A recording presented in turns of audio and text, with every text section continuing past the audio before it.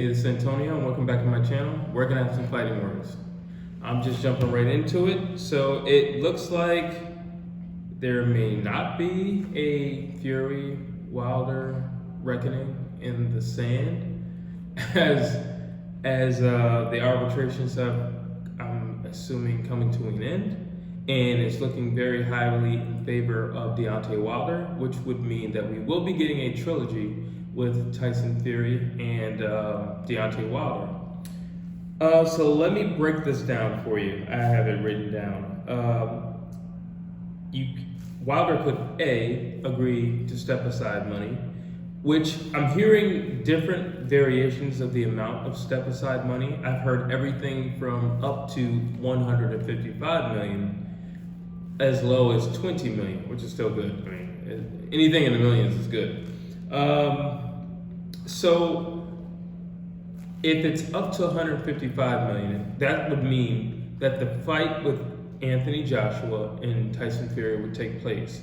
However, because they're not going to just directly cut Wilder like a check, it would come out of the generated money from this mega fight. Or the promoter for Tyson Fury, which would be Bob Arum, would just basically cut Deontay Wilder a check or something along those lines. Just cut him a check for like $20 million. Either way, still a lot of money. However, my question is it worth it? And you know, I've thought about this today, and I don't think Deontay Wilder is that type of guy. I don't think he stays silent for so long, for almost a year now, just to get a check and go on his merry little way and be quiet in the corner. I don't think a guy like Deontay Wilder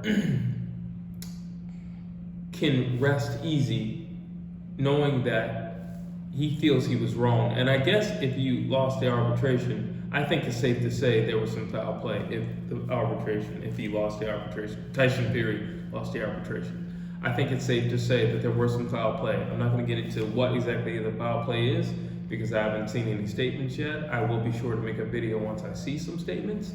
But if Deontay Wilder feels as if that he has been wronged as a person, not just as an athlete, but as a person, because if you cheat somebody, this is beyond sport. It's a question of integrity and morals, character. So if he's been wrong, he doesn't strike me as the type of person who's going to let it go. He also doesn't strike me as the type of person that you could put a dollar amount on to say, hey, just go hang out in Alabama, let this go, let us do Fury, Joshua in the sand. He doesn't strike me as that type of individual. He strikes me as the type of person that says, you know, I've been wronged and I want to make it right. I don't just want to make it right for myself. I want to make it right for my family, for my kids. I want to make it right for my wife. I want to make it right for Alabama. I want to make it right for all the people who support and love Bomb Squad. That's the type of guy he is. He's always struck me as that type.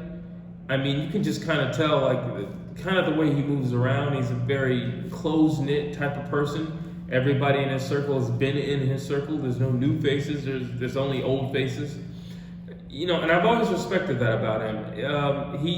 I've always looked at him the same way I've looked at Floyd. If you look at Floyd Mayweather, the people in his camp are the same people who were in his camp in the 90s. They're literally the same people. Like, he's added some more, but he hasn't detracted any. They're the same people. And Deontay Wilder strikes me as the same type of guy. You know, he spoke about that when the firing of Mark Breland and how, well, before that, you know, whole debacle took place, he spoke to Fury about, I'm loyal. That meant something to him, that his team was consistent, that he had the same consistent amount of people around him, and there were no new people just because he got the belt or because he's sustained the belt or because he's now in a new tax bracket. I've always admired that about him. So he doesn't strike me as the type of person that would say, well, that's a lot of money. I think I'll just take the money and then, you know, if I get Fury, then I get him. Or if I see him again one day, then I'll see him again. He doesn't strike me as that type of person. On the other hand, not to mention, he's already a millionaire. It's not like he's hurting for money. It's not like, he's trying to pay the rent and you're about to throw this little step aside check at him and he's like, you know what, I got to take it because, about to cut my lights out. No, he's not going through any of that. If you've noticed for the last, almost about a year now, he's been quiet. He hasn't said anything. He's done I think the 2 interviews, but mostly everybody else has been talking, has been speaking for him. Mostly all the people who support him in terms of fandom who support him. He hasn't said much of anything, and a part of that is legal. You can't really say much if there is an arbitration going on and you're dealing with lawyers and things of that nature that could actually hurt your case. However, even right after, he didn't say, he knew something was wrong, but I think that's just a natural, I want to be careful how I say this. I think that's a natural response if you know you've been wrong. You don't know what happened. You don't know exactly from what angle it came from, but you know something is not right, which is the reason why he said, well, maybe my suit, my helmet was too heavy walking into the ring. And then he said, well, maybe there was something in the water. And then he said, well, maybe you spiked my water. You don't know exactly what's wrong, but you know something isn't right. That's all you know. And instead of further just verbally saying what he thought was wrong, he just kept his mouth shut. Because the moment he said something was wrong, what happened? Everybody in media, everybody in general just kind of blasted. What do you mean your helmet was too big? What do you mean you didn't feel right? What do you mean somebody spiked your water? And everybody just attacked him.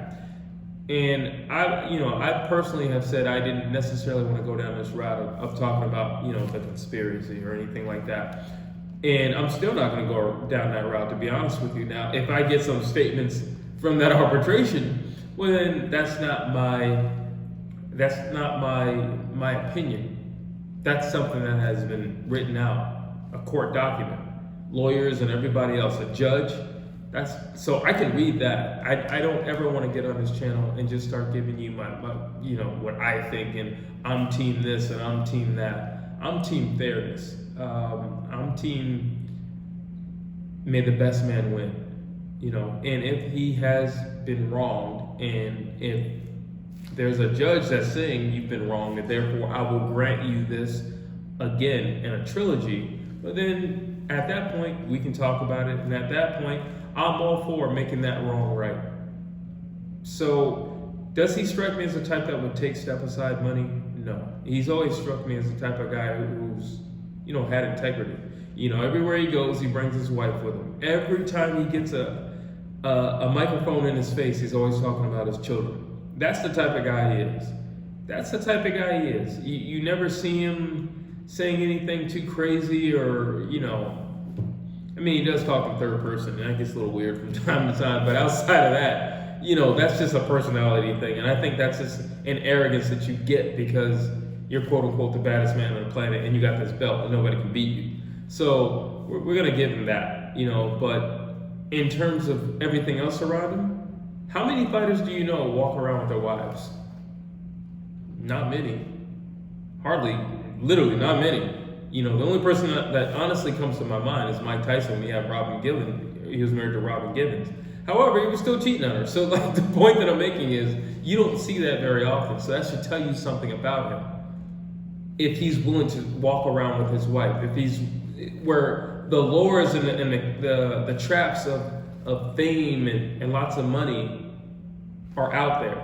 But if you're willing to say everywhere I go, the set of eyes are with me and we're joined as one, that says something to me. If every time he's in an interview, he's always talking about his children, his children, his children, that says something to me. That says he's a man of integrity. That says he wants to be looked at a certain way, not just by us as viewers and us as fans of boxing, but also his wife. That means something to him, that his wife thinks highly of him, which is respectable. His children, that means something to him if his children think highly of him, that is respectable. So I'm going to respect and honor the respect that he seems to show every time he is in the public light. Every single time. He has not failed in any of that. And again, I respect that. I respect that. Not once has he ever said anything too crazy. I mean, he would say things like, I want to catch a body, but he's a prize fighter. Like I think all prize fighters, whether they say it or not, might want to catch a body. Not necessarily want to catch a body, but they want to hurt somebody badly. They want someone to be unconscious. They don't want to just get a knockout. They want to render someone unconscious, which is what he really meant. It's just that being a fighter, you speak in a way that only other warriors are going to understand what you're saying. People who are too civilized will say, did he literally just say he wants to catch a body? I know, as somebody who's been in a ring, that he doesn't actually mean he wants to kill someone. He just wants to exhibit his power and his force in a ring, show his ring dominance to the point where someone is not moving at the end of it. That's what he means. And I can honestly tell you, every fighter feels that way. Nobody wants to leave it to a judge, leave it to a decision and see which judges thought you won the fight or that you lost the fight. Nobody wants that. Nobody wants a boring fight. Everybody wants knockouts. If somebody sits there and tells you that they would rather go 12 rounds and wait for the judges to say that they won or lost the contest, I would probably say they're lying. There's only one person that I can think of in the history of fighting, of boxing, that would say that, and that's Roy Jones Jr. Now, mind you, I'm talking about Roy Jones from the 90s, who was dominant every single round for 12 rounds. He thought it was more impressive to beat you up round 1 through 12 and not allow you to touch him at all, which is impressive. It shows his ring generalship, it shows his IQ, it shows his speed, it shows his power, it shows his perception and his knowledge of distance and timing and understanding of the ring. So yeah, that's impressive, but not many people can do that. Not many people are Roy Jones, especially Roy Jones in the 90s. Roy Jones in the 90s was like Superman on steroids. So not everybody can do that, and I'm pretty sure not everybody wants to do that. Okay, the vast majority of fighters want to knock someone out. Deontay Wilder has the ability to do that. So back to the original reason why I got on here is to say the step aside money. I seriously doubt it. I hope he does not take it. If he seriously feels that he has been wrong, then I am 150% behind him in saying, go make that wrong a right. Do the honorable thing and don't let your decisions be based solely on dollar signs, because you're already a millionaire. What's another $1 million? I mean, you're already a millionaire. You live like a king in Alabama. Everybody there loves you. It's literally like your own little, kingdom. So there's no reason for you to go chase the dollar. If you do the right thing, I believe the dollar will come to you. So just do the right thing. And I mean, as a fan of boxing, it doesn't hurt me either way. If I was going to get Fury, Joshua in the sand, great. I want to see that. But if I can get Deontay Wilder and Tyson Fury, the trilogy, I want to see that as well. In fact, I'm a little bit more intrigued to see that, because what's taken place to get us here. We have a possible conspiracy. We have a glove scandal, which, could be considered assault and battery in the ring if there was something in that glove. We have all of this arbitration and judicial stuff going on. We have almost a year in between where it's just a waiting game and there's silence, and you have Fury still just saying things and calling them names, and then you have the silence of Wilder. Yet his silence was very loud because the people spoke for him, which just says how much he's loved in America, which is good, because I've always said, America doesn't honor and truly love our fighters as much as other nations do. One thing I've always admired about the UK is if there's a UK fighter, everybody in the UK is going to support him. Even if they hate their guts, they're going to support him. And as Americans, unfortunately, in the US, I don't see that same camaraderie. So it's great to see how everybody rallied, not everybody, but a lot of people rallied behind Wilder and defended him while he said nothing, his silence was very loud in that time span. So I am more intrigued with the trilogy fight than Fury versus AJ. I am almost ecstatic to see the press conference when you get Fury and Deontay Wilder back in the room together. That's going to be probably the most interesting thing this year, to see those two at the same table with microphones in front of them and to hear the things that come out of their mouths. That's going to be very entertaining. That might very well be more entertaining than the fight itself, because on Fury's end, you got some explaining to do. On Wilder's end, now I can speak. There's no legal gag order. The judge has already rendered his decision. And I know where I stand. I've been vindicated in that sense, that now I've been granted this. So it will be real interesting to see those two at a table with microphones in their hands.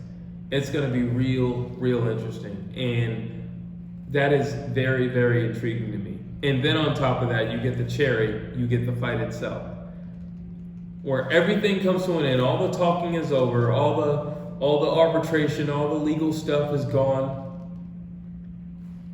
Did you really win this fight? Could you really have won that fight? That question is going to get answered. So honestly, this fight, if you're a true fight fan, this fight is like a candy in a candy store for you.